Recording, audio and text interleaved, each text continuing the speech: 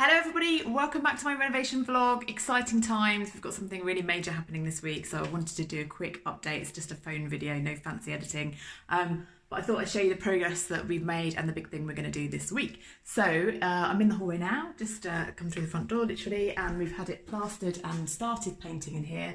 So just going for all white for the moment, but much bigger than it was before. We moved the wall back basically, as you can see here, and then come into our kitchen. And behind me here, this is a bit of the old kitchen that we've still got going. Bit of a mess, but that just means that we can still be operational within the kitchen. And then if you look down towards my feet, this is our floor, and tomorrow or the next day, we're going to have the self-leveling compound laid in here.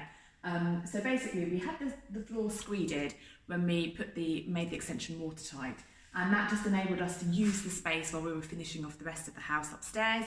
But now we're ready. We've moved the sink, which is a pretty major feat.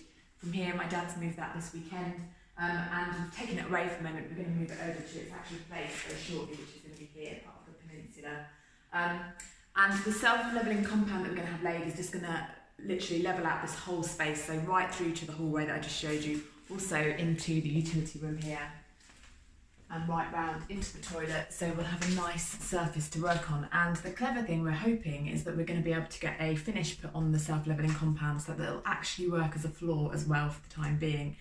So we'll be able to then be fully functional in the kitchen and without having to worry too much. In the future, if we do want to put something like Carndine on, which we would like to do eventually, we can do that, but we've got a workable floor for the moment. But one of the challenges that we've had is that we decided when we were speccing up our kitchen and trying to choose our units, we just thought, as we were moving the original kitchen, we thought it would be absolutely crazy to just chuck away all of those units and then go and buy more once more, certainly the carcasses. So we decided for our sins that we would keep the original carcasses, and then when it comes around to building the kitchen, we're going to build as much of it as we can from the original units that we've got, and then we're going to buy what we need on top of that, much to the dismay of any kitchen companies that we've interacted with, because they obviously want to sell us the whole lot, and it was really difficult to even get a quote for part of a kitchen.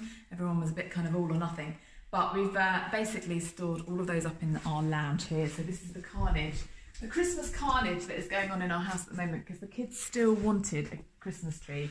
So we've squeezed that in behind us there. And then we've got all of our carcasses, our washing machine, our tumble dryer, our fridge freezer over there. So yeah, we've just got so much stuff in this room. It's pretty crazy. Oh, one other quick update is that we're now completely live in here, so we've got everything wired up and working. So that's going to mean that we are fully ready to go once this floor is done. So yes, check that very soon. I will show you what progress we've made. Hopefully we'll be very happy by the end of this week or the next week. Thank you very much for watching, as always. If you're new here and you enjoy renovation content, please do think about subscribing. If you enjoyed this video, please give it a thumbs up, and don't forget to come back soon. Bye bye for now.